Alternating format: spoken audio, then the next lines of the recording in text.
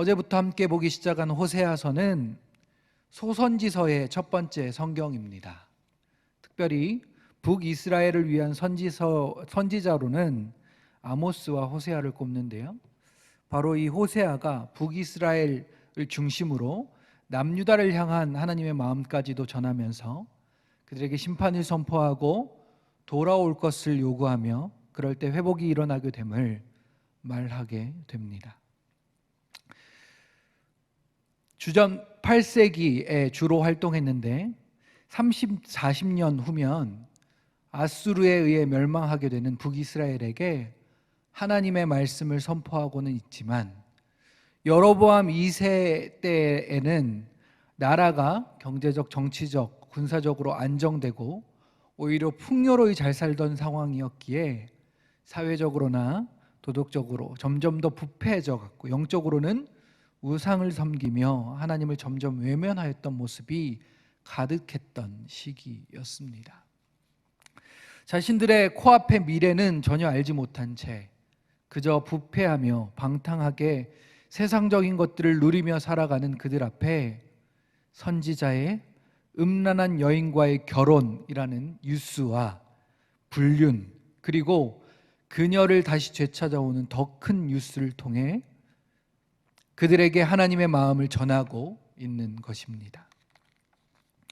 결국 이 호세아서를 통해 말하려고 하는 핵심 내용은 하나님의 백성들을 끝까지 찾아가 사랑의 자리로 돌려놓으시는 그 신실한 하나님의 사랑을 말씀하고 계신 것입니다.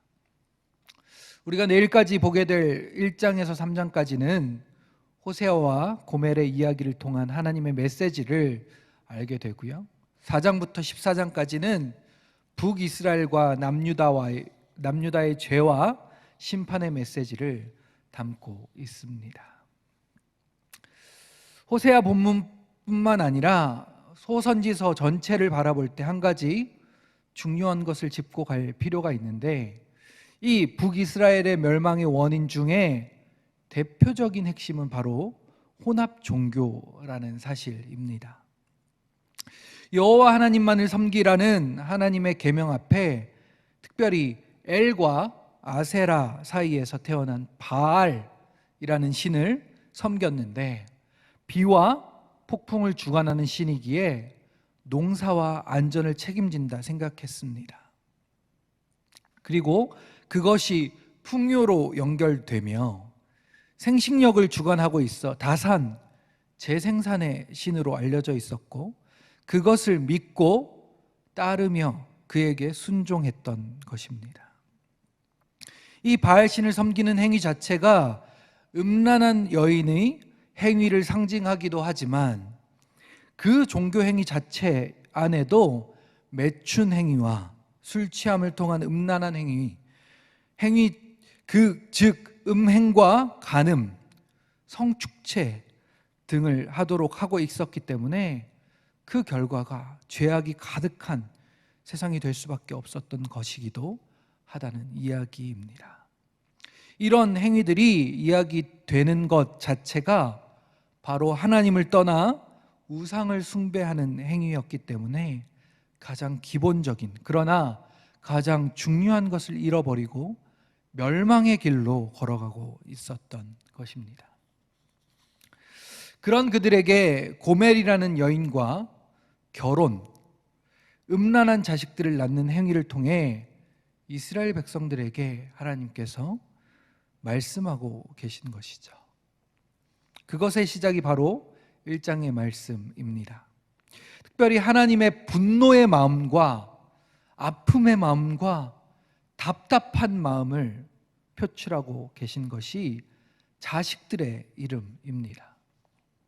첫째 이스르엘, 둘째 로루하마, 셋째 로암미였는데요, 어제도 들으셨지만 첫째 이스라엘은 지명적 이유가 있는 이름입니다.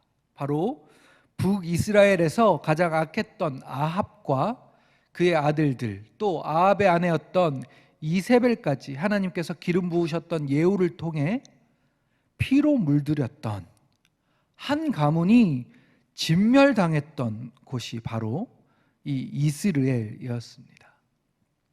여기서 말하는 이스라엘의 이름은 바로 싹 쓸어버리겠다는 이야기가 담겨져 있는 이름인데요, 이 이야기를 지금 예후의 집에 똑같이 갚겠다, 이스라엘 족속의 나라를 폐할 것이다 말씀하고 계신 것입니다. 1장 4절입니다. 여호와께서 호세아에게 이르시되 그의 이름을 이스라엘이라 하라. 조금 후에 내가 이스라엘의 피를 예후의 집에 갚으며 이스라엘 족속의 나라를 폐할 것임이라. 둘째, 로루하마는 긍휼히 여김을 받지 못하는 자라는 뜻을 가진 이름이었습니다. 성경에서도 이렇게 말합니다. 1장 6절인데요. 고멜이 또 임신하여 딸을 낳음에 여호와께서 호세아에게 이르시되 그의 이름을 로루하마라 하라. 내가 다시는 이스라엘 족속을 긍휼히 여겨서 용서하지 않을 것임이니라. 하나님의 긍휼이 없다는 것은, 하나님의 자비가 없다는 것은 그들에게 소망이 없음을 말하는 것과 같습니다. 이 세상 그 누구도 하나님의 긍휼이 없이는 살아남을 수 있는 존재가 없기 때문인데요, 그 긍휼 안에 거하는 것이 얼마나 큰 은혜이고 소망 있는 삶인지를 돌아보아야 한다는 말입니다. 셋째, 로암미는 너희는 내 백성이 아니다 라는 뜻을 가지고 있었습니다. 여기서 내 백성이 아니다 라는 말씀은 신약으로 이야기하면 출교와 마찬가지인 것입니다. 하나님의 백성이 아니다, 하나님의 자녀가 아니다, 결국 그는 지옥으로 향하는 인생이다 라고 말하는 것인데요, 그런데 부모가 자녀에게 내 자녀가 아니다 라고 말하는 것은 얼마나 끔찍한 일입니까? 그 부모의 마음 안에 얼마나 뜨거운 분노를 가지고 있길래 이렇게 말하고 있겠느냐는 말입니다. 이 하나님의 마음을 우리가 알았으면 좋겠습니다. 심판을 보고 두려워해야 하지만 그 이면에 그 펄펄 끓고 있는 하나님의 견딜 수 없는 그 마음도 우리가 함께 보아야 한다는 말입니다. 그런데 갑자기 2장을 시작하면서 그 마음이 확 달라져 버립니다. 좀 더 자세히 이야기하면 1장 10절을 지나면서 완전히 180도 달라져 버린 이야기를 오늘 본문에서는 하고 있습니다. 히브리 원문 성경에서는 2장을 1장 10절부터로 나누어 놓았습니다. 그리고 이야기의 흐름상 1장 10절부터 반전되어지는 이야기이기 때문에 이곳을 끊어서 읽는 것이 더 좋아 보입니다. 단락을 표시하는 동그라미 2개짜리가 1장 10절에서 2장 1절까지 이어져 있기도 하기 때문인데요, 어쨌든 1장 10절에 어떤 일이 일어났기에 완전히 분위기가 이렇게 변하게 된 것일까요? 1장 10절부터 2장 1절까지 함께 읽어보도록 하겠습니다. 시작. 그러나 이스라엘 자손의 수가 바닷가의 모래같이 되어서 헤아릴 수도 없도록 셀 수도 없을 것이며 전에 그들에게 이르기를 너희는 내 백성이 아니라 한 그곳에서 그들에게 이르기를 너희는 살아계신 하나님의 아들들이라 할 것이라. 이에 유다 자손과 이스라엘 자손이 함께 모여 한 우두머리를 세우고 그 땅에서부터 올라오리니 이스라엘의 날이 클 것이미로라. 너희 형제에게는 암미라 하고 너희 자매에게는 루아마라 하라. 아멘. 그러나 지금까지 이야기를 뒤집는 이야기를 할 것이다 말하는 접속사인데요, 지금까지 말했던 그 분노, 마음이 끓어 넘쳐서 쏟아 놓았던 그 말들보다 더 중요한 것이 하나 있다 말하고 있는 것입니다.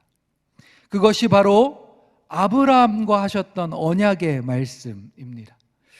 이스라엘 자손의 수가 바닷가의 모래같이 되어서 헤아릴 수도 없고 셀 수도 없을 것이며 아브라함에게 그리고 이삭에게 야곱에게 하셨던 그 약속의 말씀들이 생각나는 그 구절을 통해서 너희는 내 백성이 아니라 한 그곳에서 그들에게 이르기를 너희는 살아계신 하나님의 아들들이라 할 것이라 말씀하고 계신 것입니다. 하나님의 그 분노 가운데 그 분노를 뚫고 흐르는 하나님의 자녀들을 향한 사랑을 이야기하고 계신 것입니다. 여기서 한 가지 보아야 할 부분은 바로 이스라엘 족속이라는 말과 이스라엘 자손이라는 말의 차이입니다. 이스라엘의 족속이라는 말하는 족속의 원어는 베트입니다. 이 베트는 왕족을 말하는 단어로 쓰이고요. 그리고 이스라엘 자손이라고 말하는 자손은 빼네입니다. 이 빼네는 사람들, 백성들을 말하는 단어입니다. 그러니까 더 이상 돌아설 가망이 전혀 없는 죄악으로 가득 차버린 이스라엘 가운데 좀 더 정확히 이야기해서 이스라엘 왕족 가운데 그 더러운 진흙탕으로 들어가셔서 그의 백성들을 한 명이라도 더 구원하시기 원하시는 마음이 이 본문 안에, 이 단어 안에 담겨져 있는 것이죠. 그들을 너무나도 사랑하시는 마음을 담고 있는 말씀인 것입니다. 음란함 속에 빠져 또 불륜을 행하고 또 불륜을 행하고 그런 그 여인을 다시 부르시고 초청하셔서 회복시키려고 하는 호세아의 모습 안에 그 하나님 아버지의 뜨거운 사랑의 마음이 담겨져 있는 것입니다. 그것을 우리에게 지금 말씀하고 계신 것입니다. 내 백성이 아니다라는 그 이름이 살아계신 하나님의 아들들이라고, 이 아들들이라는 단어는 빼네라는 단어입니다. 하나님께서 한 생명이라도 구원하시고자 하는 그 뜨거운 사랑의 마음을 이 하나님의 아들들, 살아계신 하나님의 아들들이라고 이야기하고 있는 것입니다. 죽어있는 바알들의 자녀들, 아들들이 아니라 살아 역사하시는 하나님의 아들들이다, 너희들이다, 하나님께로 돌아올 때 다시 살아 숨쉬게 될 것이다 말씀하고 계신 것입니다. 또 긍휼함이 없어 모든 것이 끝이 나고 소망조차 없었던 그들에게 하나님의 사랑과 긍휼로 인해 소망이 생겨나고 생명이 되살아나는 그러한 일들이 살아계신 하나님의 자녀들 가운데, 그 아들들 가운데 일어나게 된다 말씀하고 계신 것입니다. 하나님의 그 놓지 않는, 포기하지 않으시는 그 뜨거운 사랑 때문에 말입니다. 하나님의 백성이 아니었던 우리에게 예수 그리스도를 통해 하나님의 자녀로 삼아주시고 긍휼을 베풀어 주신 것, 이것이 하나님의 놀라운 사랑임을 우리가 깨달아야 한다는 말이기도 합니다.